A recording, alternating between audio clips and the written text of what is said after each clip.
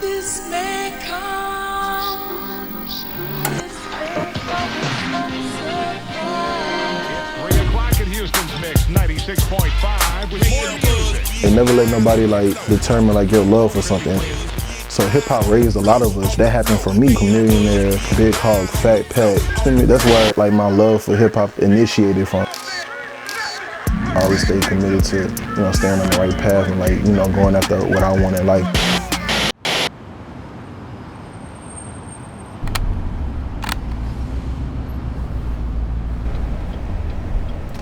Born and raised in Houston, Texas. Grew up kind of, all over the city, mostly on the southwest Missouri City area. But with my mom, she was a singer. I just remember her singing like in church and all that type of stuff, you know what I'm saying? People would like to describe her as like anointed, having a gift. That same gift, I think, was kind of like passed down to me. Just seeing her be who she was just kind of like allowed me to go on the path that I'm on, you know what I'm saying? I always say like she sacrificed a lot for me to do what I'm trying to do to this day. So that's why I always stay committed to staying on the right path and like, going after what I want in life to make it up to her.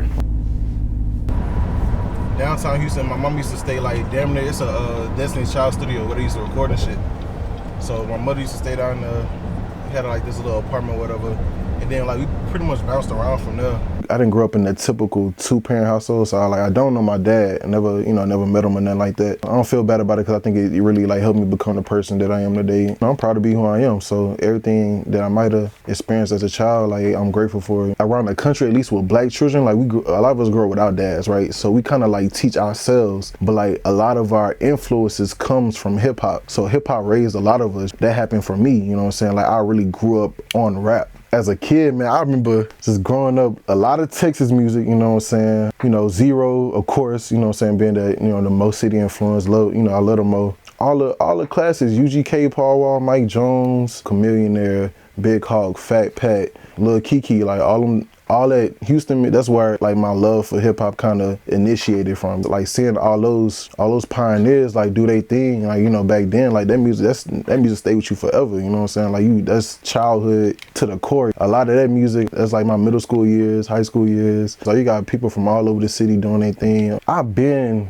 into music since a child. The first time I ever did anything music related was like probably 5th grade. I was in a band when I was in middle school. I was on the drum line. I played snare drum, played cymbals as well.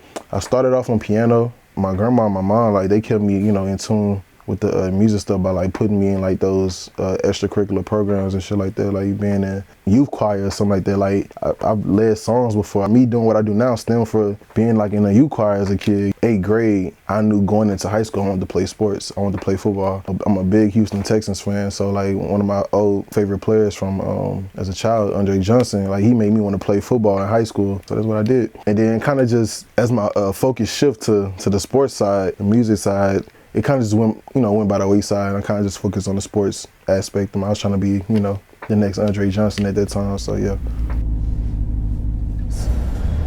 Nigga used to play football right there. That's why I caught my first ever touchdown.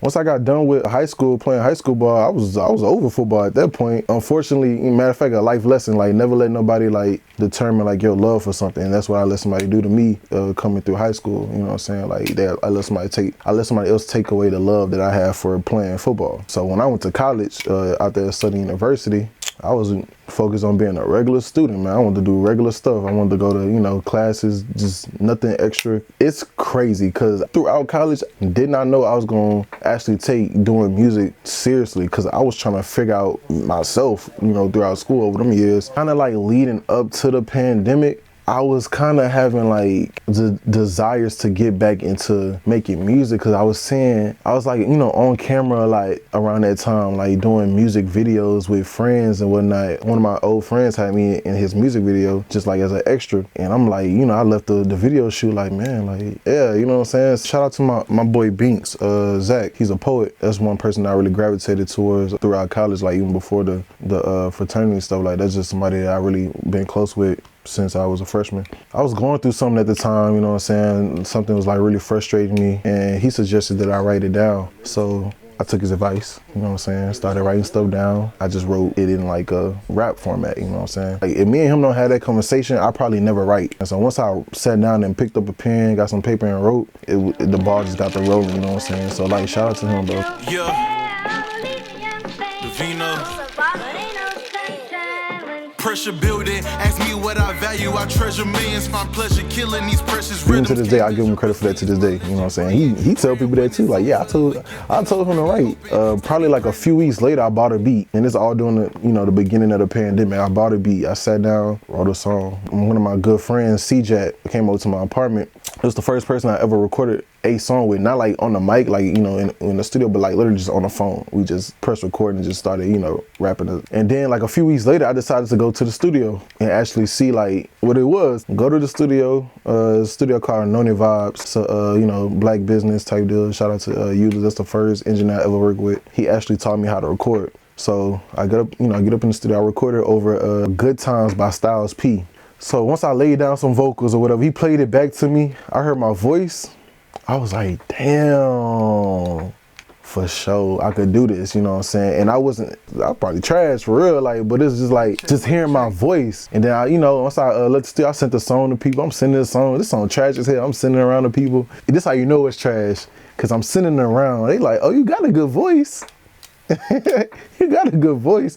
But like what was jacked up was not necessarily my pen. I think I always had a nice pen for sure, because I actually sat down and learned how to write. It was like I had to get my cadence and my flow and my delivery all down pat. Like all that stuff was a work in progress, and it took me just trial and error, just like recording over and over, doing song after song, practicing, rapping to myself, listening to myself rap, listening to other artists for reference, you know what I'm saying? Like, I'm a student of the game, bro. Like I'm a nerd when it comes to this rap shit for sure. Like I love hip hop. Like I've always loved hip hop. Pull up on you, fuck it to the daylight, yeah. Got a man know it's wrong, but it tastes right. Had a long day, was going end with a great night.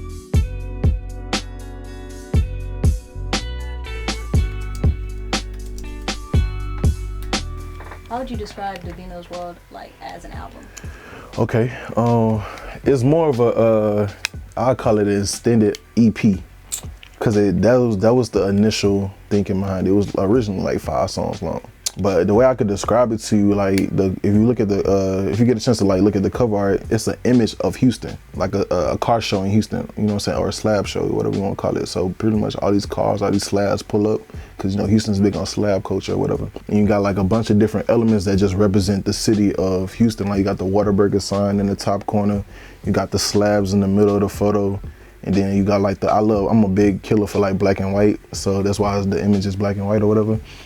The idea behind it was just more so just like touching on different vibes, you know what I'm saying? Cause I want to like, you know, be hype. I wanted to have some real lyrical rap stuff on it. I want to have like some down to earth type music. Like sometimes I want to rap about nothing, you know what I'm saying? Like sometimes I don't want to have substance in a song. I just want to talk about dumb shit.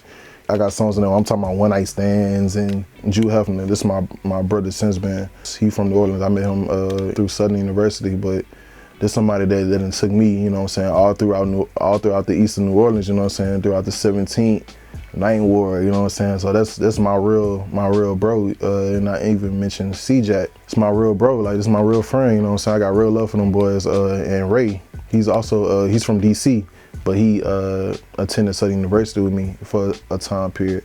But he's a producer, real talented producer, and he actually handles a lot of my music. But he's also an artist himself, so that was just like us doing a song together, you know what I'm saying, finally. And then the other artist, Jay Pickett, somebody that I met in Germany. But I love samples. My favorite thing about rap probably is on the production side of it. One specific thing is the samples, the pitch down or the pitch up chops and all that type of stuff. I love that. And it's like, cause it always allows you to go find like other music. So like through samples, I've been able to find like songs from the 60s, 70s, 80s, and like really get in tune with the roots of music, you know what I'm saying? So, you know, Bill Withers and Sade, these are like two of my favorite artists, you know what I'm saying? So yeah, I'm so blessed that at this point of me, you know, being an artist, I'm able to have a Sade sample on a different project, and then have like the Bill Withers sample, Ain't No Sunshine, where I sent it to my friend Ray that I mentioned, Salvador. I sent it to him. I was like, man, I need this. He sent it back to me. He was like, what you want, like some some boom bappity type stuff, and I'm like, you know it, like I'm on a rap type deal. So he sent me that, man, but he sent me like something that was kind of like modern and like upbeat.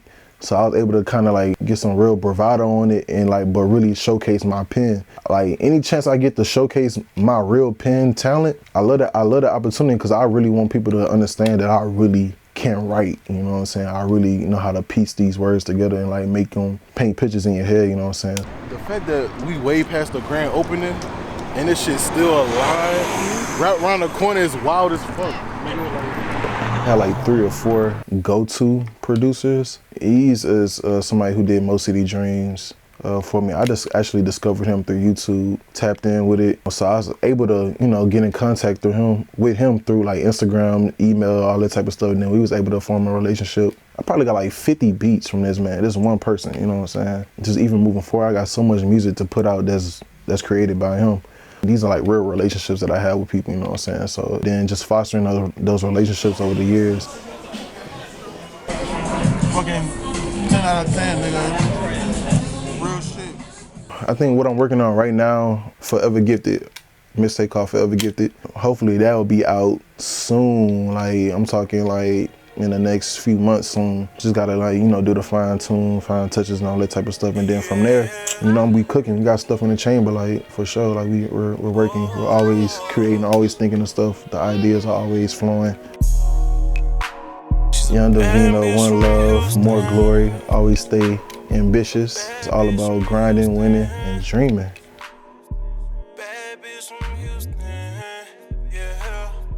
Hey, it's your boy, II Divino. We live here in Houston, motherfucking Texas, you know what I'm saying? We rocking with JS1. Make sure y'all like, comment, share, subscribe, and run them motherfucking views up. One love, nigga.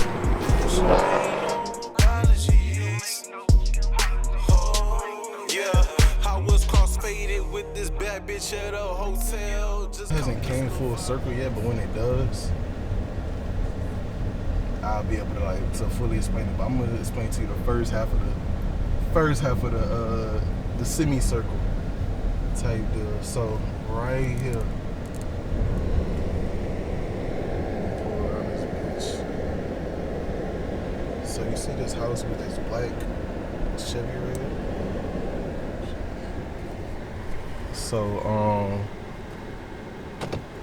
I was in 10th grade, coming home from school on a random Friday, right? And around this time, Travis Scott, right? He was just like blowing type deal. So I don't know if you know that song, Upper Echelon. It's one of Travis Scott's like first bangers, like first hits and shit like that. So this nigga dropped that shit, right? And like that's how I kind of knew of him and shit like that. So a few weeks later, that song come out, whatever. He's in Houston, but I'm getting, you know, out of school, regular day type shit. I walk in, bus drop us off over there. I come around here, I see a black Bentley right here, right? And I see Travis Scott getting out the car, going into the house, like, you know, some of his partners or some shit, right? So I'm with my brother Mo City Joe, who used to live right there. He live in Dallas now. So I'm in the car with this nigga. I'm walking with this nigga, and I'm like, brother, that's Travis Scott. Who the fuck Travis Scott? Yada yada yada. Cause like, you know, he fairly new at this point. So I'm like, bro, come on. We go knock on the door. Travis comes to the door, and we meet Travis Scott basically, like young Travis Scott. And then crazy, it's funny cause like that night he went and dropped a song with Big Sean on the radio called "Don't Play," and then like from there, nigga just fucking mega superstar, you know what I'm saying? But like it was important to me type shit. Does that look familiar? Compared to what you see right now. Compared to what you see right now though, what you can see over there. That look, so, and he gave us like this little piece of paper. I don't even know what that shit say, but I remember that nigga saying some shit like stay in school or some, you know, head ass shit or whatever. But man, that shit was crazy as fuck, cause now like me looking at them, we from the same part of the city, you know what I'm saying? He a Mo City nigga, I'm a Mo City nigga, so I'm looking at him having babies with Kardashians and shit, you know what I'm saying? Having listening, but you know, real life having listening shows in Egypt, Astro World, the fest, the album, you know what I'm saying, the shoes, the fashion. Nigga been marketed by McDonald's, and so that I look at that shit like, man, like that's a Mo City nigga. I could be there too, you know what I'm saying? So like the time, you know, the God willing, the time where I get to actually like tell this story to that nigga, that'll be hella dope. Like nigga, you know I met you like 2014 in a Mo. You had a old ass black Bentley type shit. So yeah, that should be dope. But yeah, that's it. That's my Travis Scott story.